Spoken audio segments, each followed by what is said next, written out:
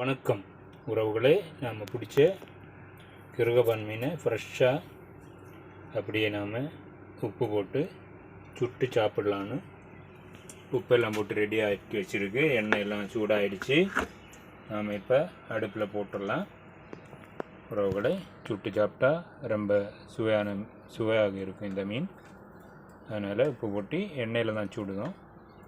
சுட்டு சாப்பிட்லான்னு சுட போகிறோம் உறவுகளை.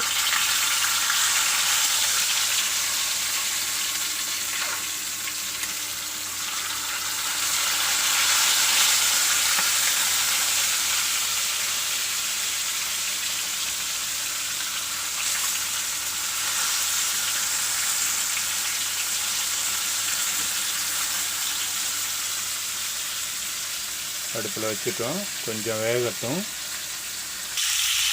உறவுகளே. ஒரு பக்கம் வெந்திருச்சு, நாம் மறைச்சி போட்டுக்கலாம். மீன் அருமையாக வெந்திருச்சு.